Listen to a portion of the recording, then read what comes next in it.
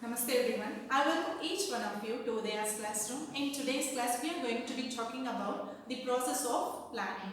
Already we know planning involves a lot of steps, right? So without process, we cannot plan something. So planning means thinking in advance about what to do and how to do, right? So this setting objective is the first and foremost process of the planning.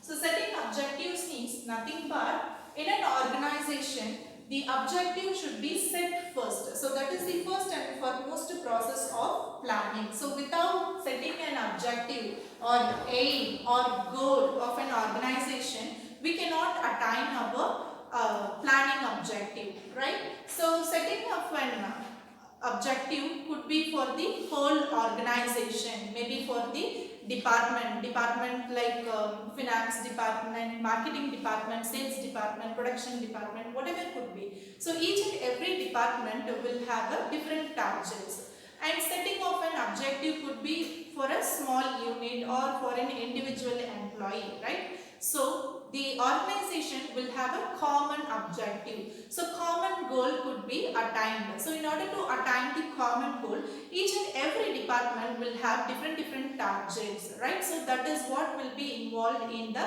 planning process. So when the setting objective has been arrived, in that setting objective itself, each and every department targets will be included in that, right? So setting objective is not an easy task, right? So if the organization wanted to attain 20% extra sales means people have to work towards the extra sales. So marketing department have to work towards the particular goal. So other departments will also be helping for the departments in order to attain the sales, right? So the organization will be setting the objective first. So that is the first and foremost objective of the planning. And moving on to the next process, establishing planning premises. Establishing planning premises. We would have heard this term premises, building premises or office premises. This premises is somewhat different from other premises. Here, establishing planning premises means when we plan something, we will be thinking lot of things. We will be predicting about the future. So when we think about the future, we will be having lot of assumptions. So all these assumptions are called as premises. So premises means future assumptions are called as premises here. So establishing planning premises means we have to forecast about the future. So when we plan something, after setting an objective, we have to forecast about the future and we have to arrive lot of assumptions. So those assumptions called as planning premises. So assumptions like I am going to do this particular thing in my organization. If the interest rate is increased, what I should do. Then tax policy, if it is changing, what I should do. Like this, lot of assumptions we have to arrive when we formulate the planning. Alright, so moving on to the next planning process.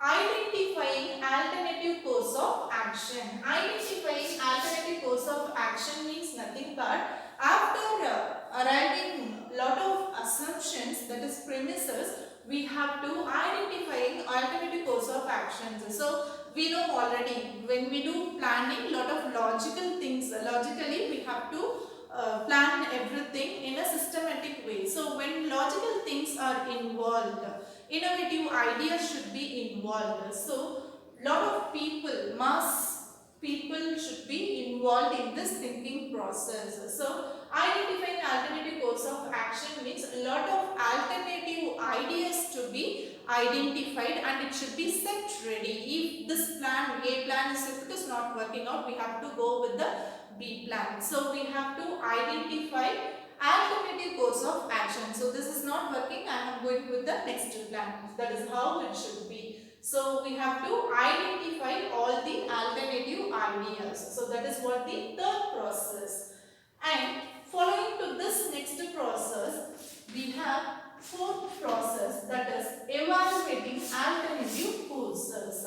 Alright, we have got lot of alternative ideas. If this plan is A is not working out, we are going with B. Of course, when we have lot of different ideas identified and we have kept ready, we have to evaluate all the ideas. So how we will be evaluating the alternative courses, different ideas we have, right? So how we will be evaluating?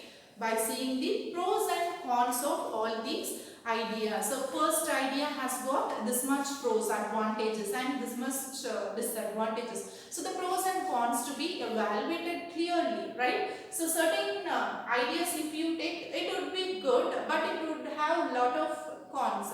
So which idea has got more pros, we will be opting the particular idea. So we will have to evaluate all the alternative course of actions and we have to keep it ready. So this is the next process of planning.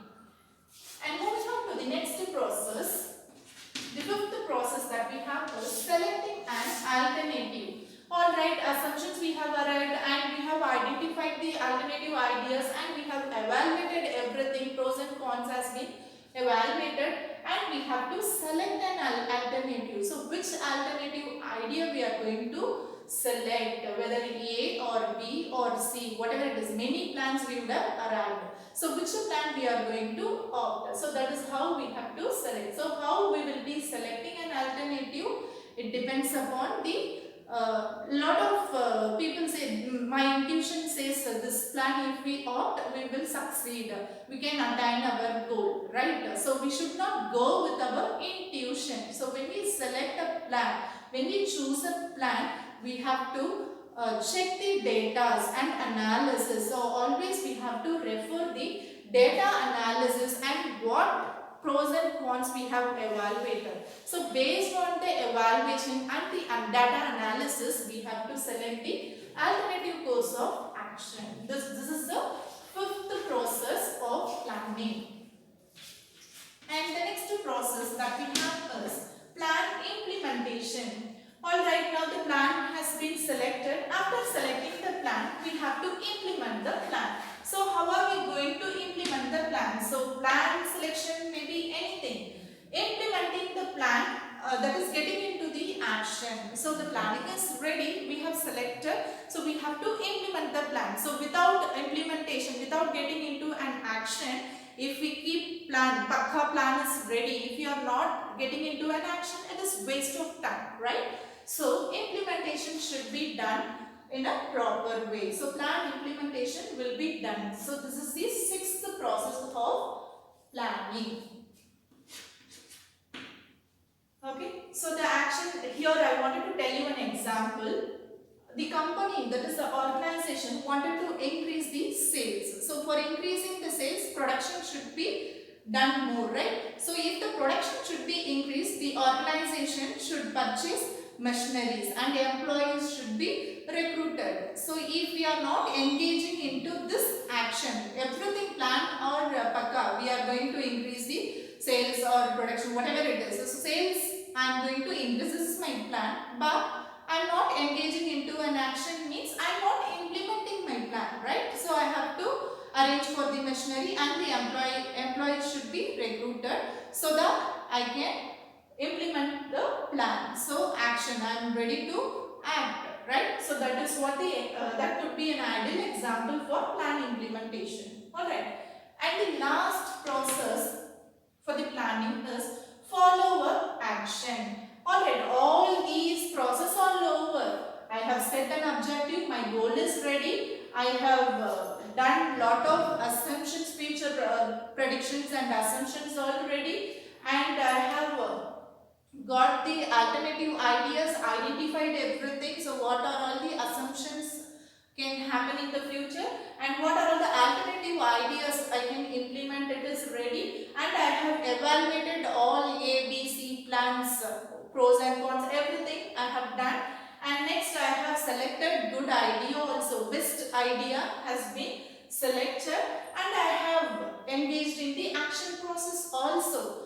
After doing all these process, if I am not doing this last process, I cannot attain the goal or I cannot attain the aim. So that is the follow-up action. This is very important action.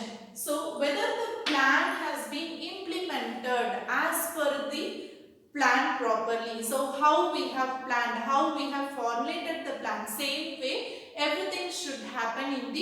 organization. So if I am not doing this follow-up action, the plan will get deviated and it will go in different directions. I cannot attain the goal 100% how I have expected, right? So that is the reason why follow-up action is very important in this planning process. Alright, having understood about the planning process, we will end up this session today. I will meet you in the next class with a new lesson. Till then, it's bye from Udaya.